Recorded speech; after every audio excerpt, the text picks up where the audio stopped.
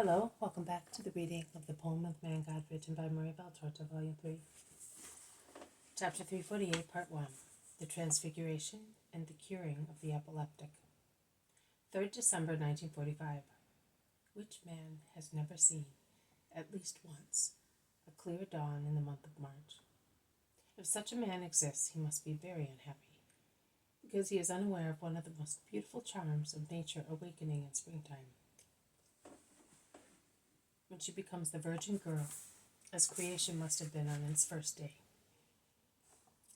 In such graceful charm which is pure from every point of view, from its fresh, dewy herbs, to the little flowers that are opening like babies who are born, to the first smile of daylight, to the birds that awake, flapping their wings and utter their first chirps, which sound like questions and are a prelude to all their singing conversation of the day, to the very smell of the air that during the night has lost all pollution of dust, smoke, and smell of human bodies, through the lavation of dew in the absence of man. Jesus is proceeding with his apostles and disciples. Simon of Alphaeus is with them too. They are going southwards, crossing the hills that encircled Nazareth and a torrent, and are walking across a narrow plain between the Nazarene hills and a group of mountains to the east. These mountains are preceded by the semi-truncate cone of the Tabor, the top of which strangely reminds me of the cocked hat of our carabiner seen in profile. Carabiniers seen in profile. They reach it. Jesus stops and says, "Peter, John, and James of Zebedee will come up the mountain with me." The rest will spread out at its foot, going in groups towards the roads that run along it, to preach the Lord. I want to be back in Nazareth by evening, so do not go too far away. Peace be with you. And addressing the three he had called, he says, "Let us go."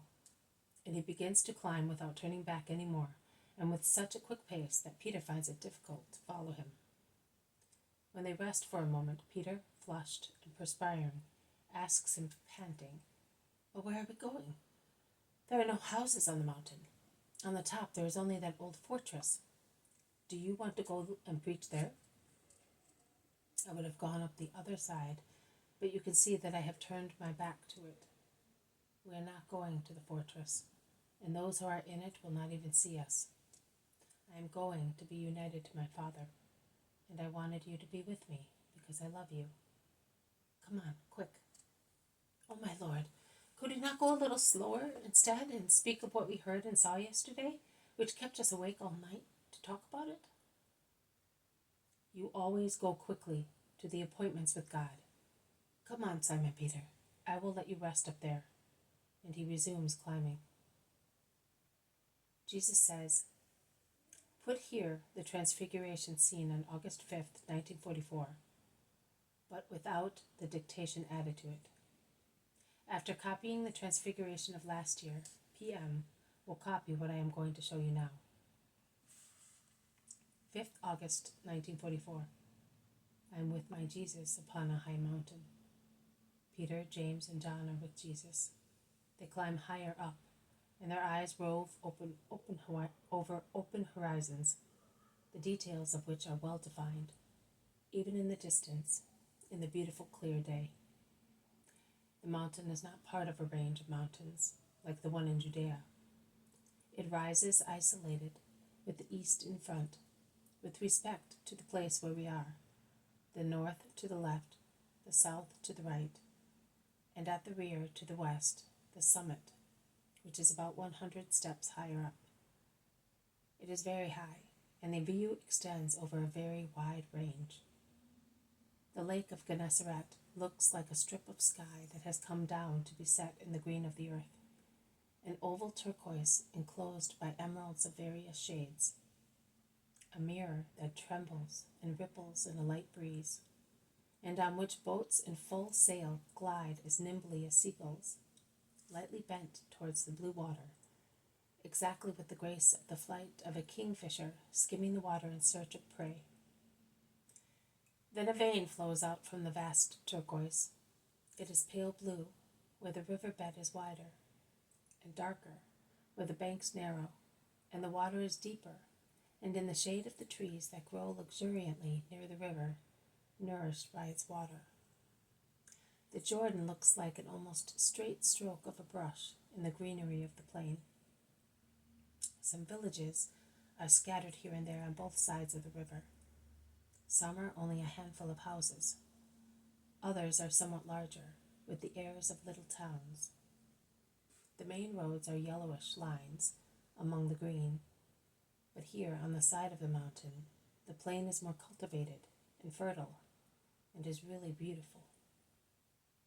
The various hues of the several growths are a most pleasant sight in the beautiful sunshine of a very clear day.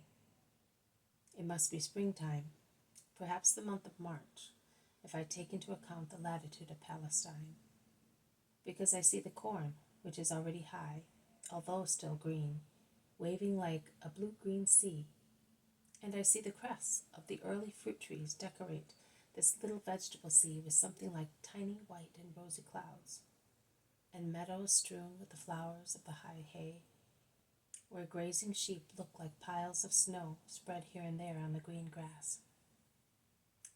Just near the mountain, on the low short hills at its foot, there are two little towns, one to the south and the other to the north. The very fertile plain extends particularly and more widely to the south.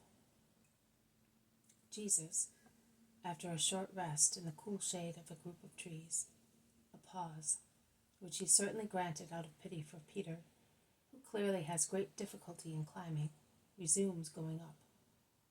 He goes almost to the top, where there is a grassy tableland with a semicircle of trees near the side of the mountain. "You may rest, my friends. I am going over there to pray." And he points to a large stone, a rock, that appears on the surface of the mountain and is not near the slope, but it lies internally towards the summit. Jesus kneels on the grass and rests his hands and head on the rock, in the posture that he will take also when praying when praying in Gethsemane. The top of the mountain protects him from the sun. The remaining part of the grass-covered clearing is in the bright sun, as far as the bordering trees, where the apostles are sitting in the shade. This has been a reading from the poem of the Man God, Volume 3. Chapter 348, Part 1, The Transfiguration and the Curing of the Epileptic. Thank you for listening. I will see you tomorrow. May God bless you, and may peace be with you.